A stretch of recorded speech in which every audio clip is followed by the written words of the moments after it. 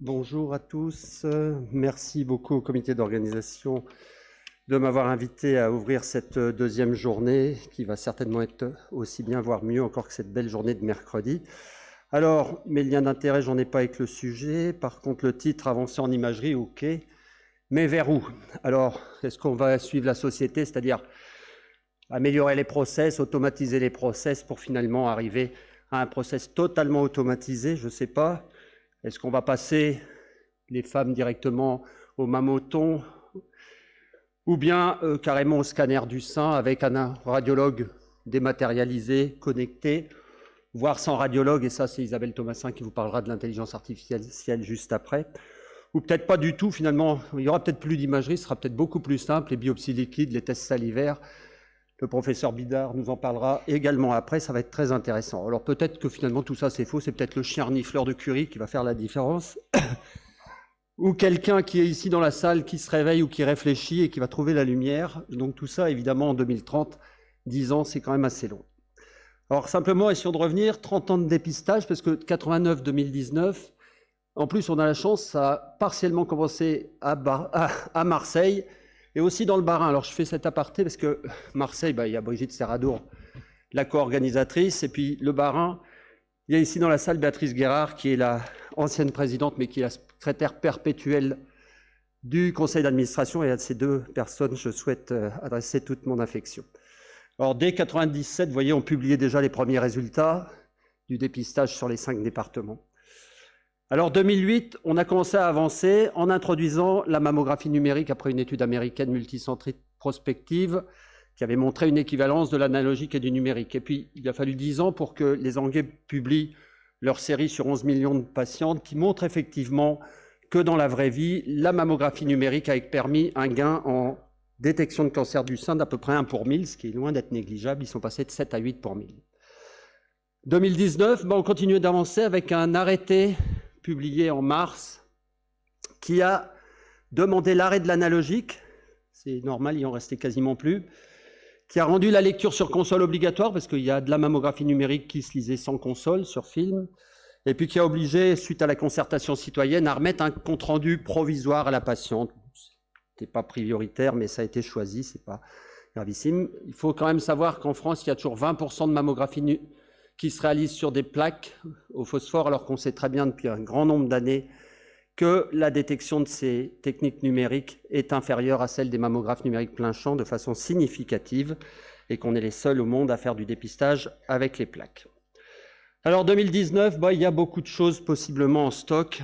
Évidemment, on va essayer de parler, mais peut-être que tout ça sera complètement has-been, obsolète en 2030, avec une technologie complètement de rupture, comme j'en ai parlé juste au départ de la présentation. Alors la tomosynthèse, le principe, c'est, vous le savez, c'est d'obtenir plusieurs acquisitions avec un sein comprimé, ce qui va vous permettre de dire qu'il est parfois difficile de lire une mammographie quand il y a des superpositions, et c'est le principal intérêt de la tomosynthèse, c'est de dissocier ces différents plans. C'est une technique qui est sur le marché maintenant depuis plus de 10 ans, qui est autorisée en diagnostic et qui n'est pas autorisée en dépistage systématique, malgré aujourd'hui des études nombreuses, et une technique, et il faut le dire, c'est quand même assez exceptionnel, qui améliore et la sensibilité et la spécificité. Alors la littérature, je ne vais pas vous la faire, je n'ai pas le temps, et puis c'est quand même assez exhaustif. Maintenant, je vous cite juste les études prospectives américaines, parce que européennes, à différence des américaines qui sont souvent des études rétrospectives. Vous voyez que le taux de détection de cancer, globalement sur ces études, on gagne à peu près 2 pour 1000 grâce à la tomosynthèse. Le taux de rappel en L2, on diminue le taux de rappel d'à peu près 1%. Alors, c'est donc une augmentation de la sensibilité, une augmentation de la spécificité. C'est vraiment une technique qui, a priori, a beaucoup d'avantages. Alors, attention quand même, hier, on nous a dit pourquoi on ne le fait pas alors que les études sont extraordinaires. Les études, dans les études scientifiques, c'est toujours extraordinaire, mais en vraie vie, c'est parfois souvent moins flatteur. Et puis, de toute façon, en France, nous, notre dépistage, il est totalement incomparable à ceux des autres. Vous le savez bien, on ne fait jamais comme les autres, parce qu'on a un bilan diagnostique immédiat, parce qu'on fait des clichés complémentaires, un examen clinique et surtout l'échographie. Donc, évidemment, on en rajoute, et on va en reparler, l'échographie, ça retrouve aussi des cancers qui n'étaient pas vus en mammographie. Et puis, par ailleurs, notre taux de rappel, c'est-à-dire les femmes qu'on reconvoque après un examen, c'est-à-dire le taux de rappel de la L2, il est très faible, il sera difficile de le faire passer à 1% de moins. Alors pourquoi on attend toujours aussi longtemps? Parce que déjà, il y a des problèmes organisationnels typiquement français. D'abord, l'équité d'accès à la tomosynthèse. Il y a 2700 sites. On fonctionne dans un système décentralisé, 2700 sites de mammographie. Il y a à peu près 350 appareils de tomosynthèse actuellement. Donc c'est déjà, tout le monde n'y a pas accès. Deuxièmement, il y a un problème de deuxième lecture. On ne dématérialise pas pour l'instant la mammographie numérique. On imagine assez mal dématérialiser la tomosynthèse, son volume de données et toutes les problématiques qui s'y collent. Alors après, les études nous apportent quelques informations. Est-ce que ça sera toujours utile d'avoir la deuxième lecture quand on fera de la tomosynthèse? L'étude de scan prospective des Danois, 24 000 patientes, montre que mammographie et L2 font pas mieux que mammographie et tomosynthèse, avec des taux de détection qui sont équivalents, ou du moins pas de différence significative. Troisième point, on attend l'avis des agences d'évaluation, et chez nous, c'est la HAS qui a le travail en main depuis 2017, et on espère que ce rapport qui a été relu au niveau national et donc globalement finalisé va être présenté très prochainement au collège de la HAS pour enfin être publié début 2020, puisque c'est une étape indispensable à la mise en place éventuelle de la tomosynthèse dans le dépistage organisé. Alors après, dans le monde, beaucoup d'agences ont publié des rapports. Et la synthèse de tout ça, c'est qu'aucune agence n'a recommandé actuellement la tomosynthèse en dépistage, sauf une organisation américaine, le NCCN. Donc ça veut dire que nous ne sommes pas les derniers de la classe, et ce n'est pas la peine de faire, comme souvent, du French bashing. On n'est pas les derniers. Alors après, il manque aussi quelque chose d'important, et on attend l'avis d'une autre agence importante en France, la NSM.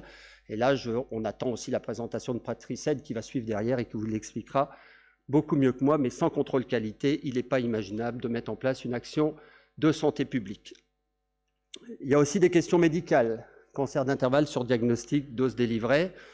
Cancer d'intervalle, dans l'étude toujours danoise, il n'a pas été montré, malheureusement, on va dire, de vraies différences du taux de cancer d'intervalle quand on utilise la tomosynthèse ou pas.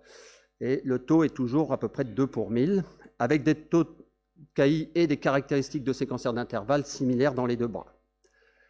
Le surdiagnostic, la méta-analyse qui a été publiée en 2017 sur les 11 études, montre une augmentation du taux global, ce qu'on a déjà dit tout à l'heure, montre aussi, et ça c'est quand même intéressant, qu'il n'y a pas d'augmentation pour le carcinome canalaire in situ. Elle montre qu'on trouve quand même beaucoup de grade 1, N0, des histologies tubuleuses. Tous ces cancers de très bon pronostic sont-ils du surdiagnostic? Peuvent-ils être du surdiagnostic? C'est une question évidemment auquel on n'a pas de réponse formelle, mais c'est une interrogation qu'on peut avoir. Enfin, j'ai emprunté cette diapo à Isabelle. La dose délivrée à la patiente, clairement, si vous faites la tomosynthèse, 2 incidences, en plus de la mammographie classique, 2 incidences, vous doublez, ou plus que doublez, la dose à la patiente. Et donc, c'est un problème, évidemment, dans une démarche de santé publique. Alors, si on a une nouvelle solution, parce que bien sûr on a des solutions, on va baisser ça si on utilise la vue synthétique. C'est quoi la vue synthétique? Eh bien, c'est d'utiliser les coupes de tomosynthèse et par un process d'imagerie d'intelligence artificielle, de reconstruire ces 60 coupes en cette image. Ça, c'est la mammographie classique, je vais vous la zoomer, et vous voyez qu'on voit au moins aussi bien, voire beaucoup mieux, il faut dire j'ai choisi une image qui s'y prête, une image spiculaire, on voit beaucoup mieux les spicules sur cette image reconstruite que sur cette image classique. Et là, l'avantage, c'est qu'il y a 0% de dose supplémentaire. Alors, les études sur les performances de cette, même pas technique, puisque c'est traitement informatique d'une donnée qu'on avait avec la tomosynthèse, montrent des taux de détection quasi similaires, sans différence significative, sur des volumes de patients qui sont non négligeables. Alors la fiabilité, il y a quand même des questions, et notamment, il a été montré dans un abstract dans une présentation à RSNA que la 2D synthétique détectait peut-être moins bien les masses et les asymétries, ce qui a été aussi montré dans une autre étude publiée récemment sur de faibles volumes de patientes. Effectivement, on a un petit doute sur la visibilité de ces masses et de ces asymétries.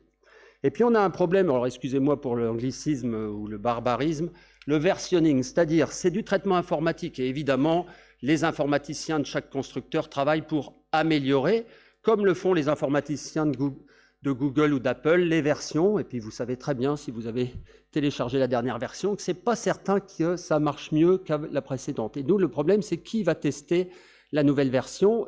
Les utilisatrices, Ce n'est pas tout à fait la même chose que l'utilisateur de l'iPhone dernière génération.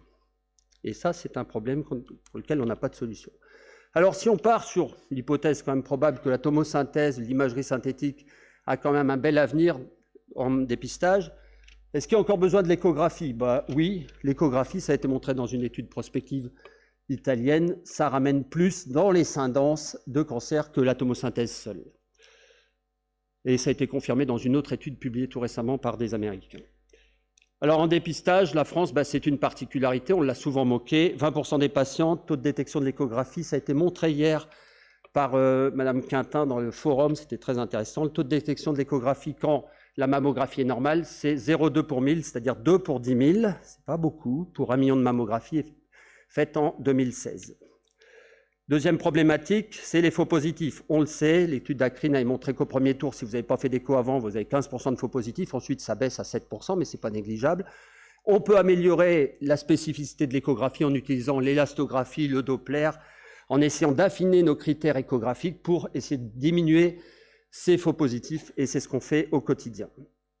Après, reste le problème de l'échographie, c'est pas reproductible, on ne peut pas le relire et ça consomme du temps médical. Alors, la solution, les constructeurs nous la proposent, c'est l'échographie automatisée, soit type scanner du sein, soit acquisition par un manip qui fait 2-3 volumes par sein, 10 minutes d'acquisition. Gros avantage, on envoie toutes les données sur un ordinateur et interprétation différée par le radiologue, 3 à 9 minutes évaluées. Alors ça, c'est une solution. Les résultats similaires à ceux de l'échographie standard dans les études publiées, donc très intéressant parce que de ce fait, la lecture peut être différée, on n'a plus besoin de radiologue sur place, elle peut être relue si on a un doute, elle peut être transmise, la téléimagerie, et puis on peut utiliser les solutions d'imagerie intelligente ou artificielle, je ne sais pas comment on l'appelle. Alors, ça c'était très standard, vous pouvez me dire, pour être un peu plus moderne quand même, parce que mammo-échographie, on n'avance pas beaucoup. Alors, l'IRM en dépistage, oui, pourquoi pas, l'IRM en dépistage, Christiane Kuhl, la papesse de l'IRM, a montré que dans des populations un peu triées, mais avec un risque estimé à 6 à 12%, on trouvait beaucoup plus de cancers, avec une spécificité très élevée. Alors ça, on se pose des questions, parce que les gros problèmes de l'IRM en dépistage, c'est le faux positif, l'injection, la disponibilité des machines, je vous rappelle qu'il faut à peu près 33 jours en moyenne pour avoir un rendez-vous d'IRM en oncologie, et puis le coût de ces examens. Alors, on a d'autres solutions, l'IRM abrégé. L'IRM abrégé, c'est des protocoles très courts qui vont de 3 à 10 minutes et avec une lecture très rapide, 28 secondes pour Christiane Kuhl, c'est-à-dire hop, positif, négatif, négatif, hop, c'est fini, la patiente peut partir.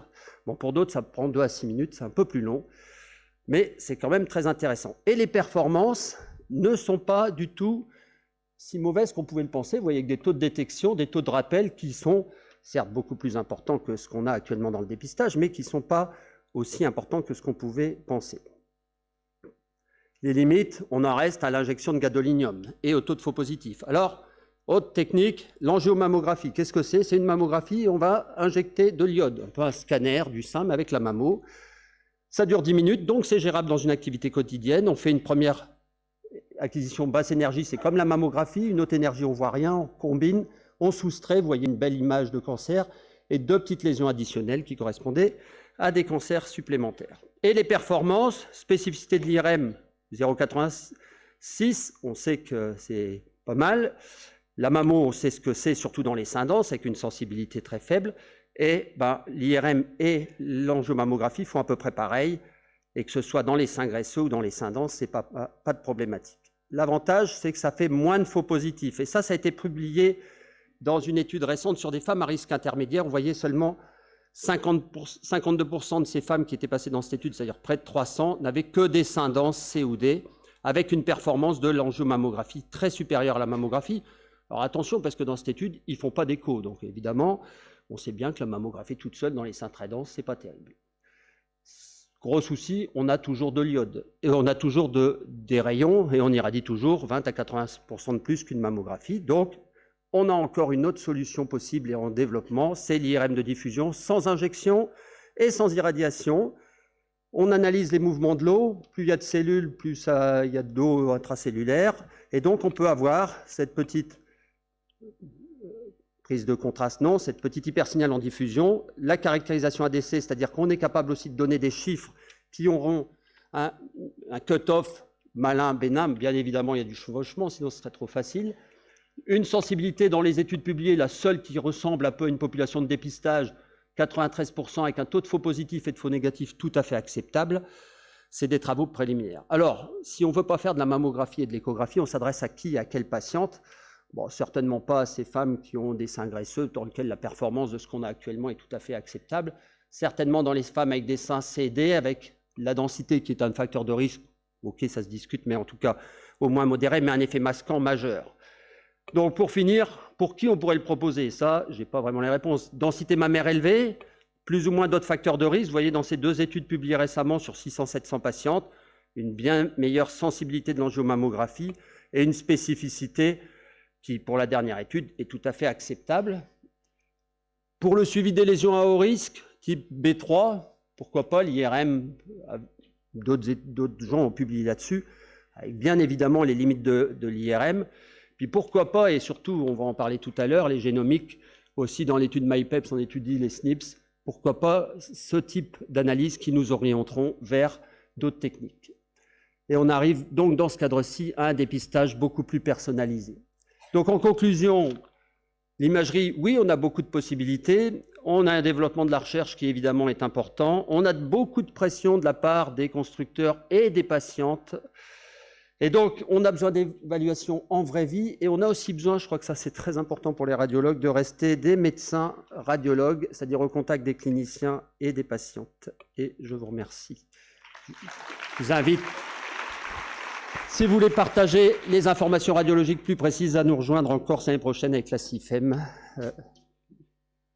Merci pour cette synthèse qui est parfaite et surtout pour ta conclusion, c'est-à-dire de garder quand même le médecin auprès des patientes et pas remplacer le médecin uniquement par de la technologie. Donc je pense qu'il doit y avoir beaucoup de questions dans la salle.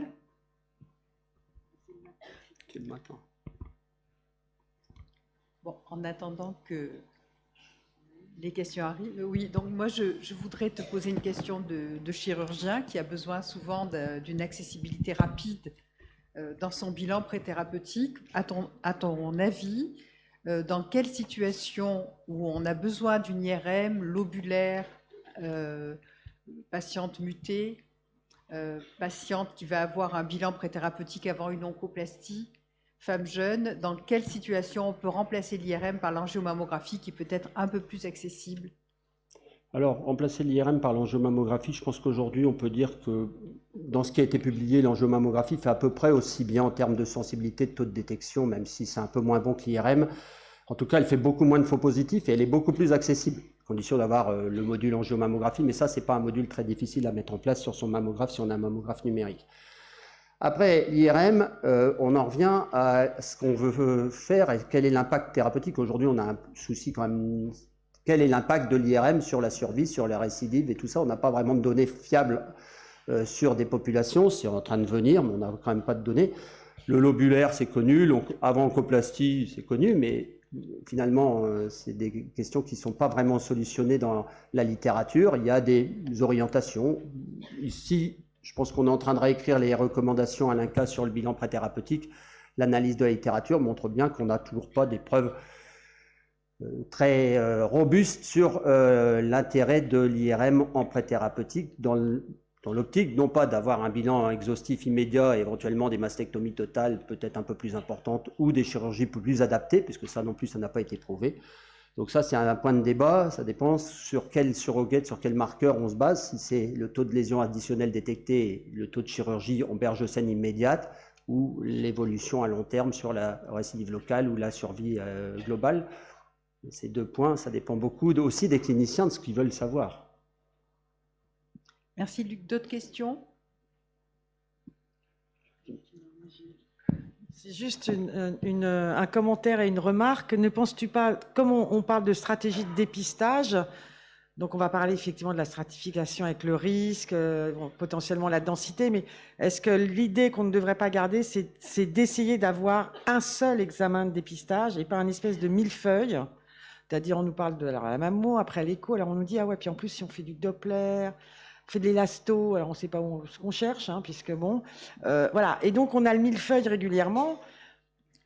Alors, c'est vrai qu'on parle, je ne vais pas faire Christian Kuhl, mais l'essai Dance Brest des Néerlandais va sortir dans le New England, voilà, dans le tuyau.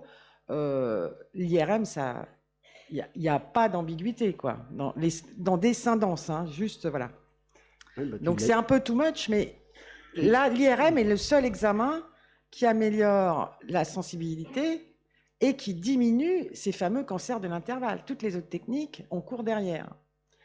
Oui, je crois. Oui, Je tu provoque, as hein. raison. Le souci, c'est que l'inconvénient majeur de l'IRM, tout le monde le sait, c'est quand même les faux positifs à gérer. Et ça, tout le monde le sait et tout le monde le vit au quotidien.